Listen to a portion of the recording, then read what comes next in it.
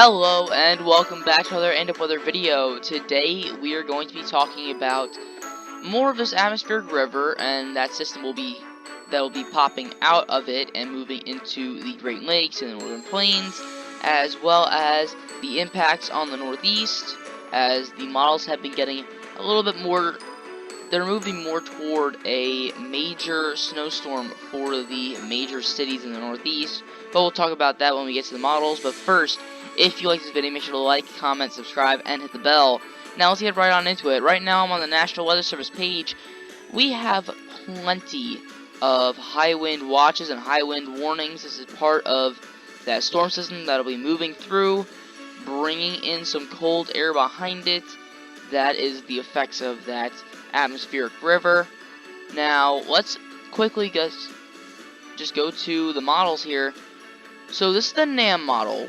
Let's actually go to the forecast loop here, and you can see that low pressure right there. Let's track that first. Moves on to the coast here of Washington and British Columbia.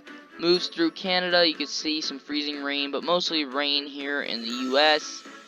Now, as that low pressure makes its way through Canada, it's going to be pulling in some colder air, and where those isobars, those lines, get really close, that's high winds. That's why we have all those high wind watches and warnings. But eventually this will turn into mostly snow here, as we do get a little bit of some rain and snow in the Northeast too, as part of this low pressure that forms off the coast of Florida.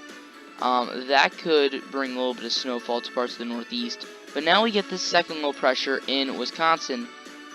That turns even more wind into these areas, as well as propels that cold air into the deep south. Then we get into this leg of the journey where we get another low pressure here, and you start to see the effects of this in eastern parts of New England. I think that most of the major cities should be kind of away from most of the precipitation if this low pressure is stationed here, but the cold will be coming in pretty quickly. Now the GFS, let's go to the forecast loop of the GFS. So we have that same storm system moves in, okay, pretty much the same. Now you get that second low pressure forming a little bit early. You don't get all that snow with this low pressure. That moves through, spins out, brings some cold to the deep south. Now the GFS has some moisture getting pulled up from the Gulf of the Atlantic with this low pressure instead of the next low pressure, which brings some rain into the more populated areas of the Northeast. Then we have this offshore low that forms and quickly moves onto the coast of Maine. So more of a winter storm herald type storm, but I think less severe. Then the GFS has been hinting at something happening over here. That low pressure seems a little bit too far inland at that point. But then you get this too. So we have to start watching for the Northeast to see a possible major snowstorm. Now the European model, let's go to the forecast loop there. You can see pretty much the same as the NAM so far. Kind of gets that rain. Still rain here, not turning over to snow yet. There starts to turn over to snow, gets that low pressure even earlier now.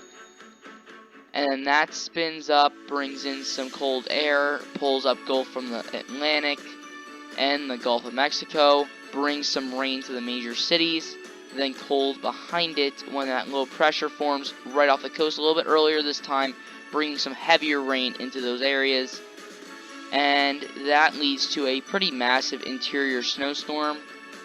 But once that moves off, we start looking back into the Northeast for a possible nor'easter.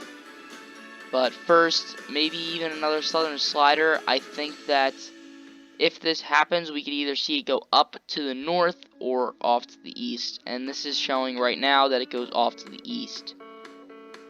So we do have some chances for the Northeast. I don't think they're strong chances.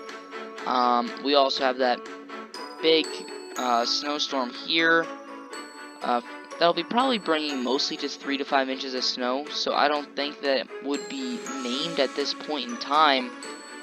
But we'll have to wait and see. It could be more on the blizzard side of things that gets this storm named, especially when you get into parts of the Great Lakes region. So we'll have to watch the storm system very carefully over the next few days. But overall, that's all I have for today. Thank you guys for watching. I'll see you guys next time.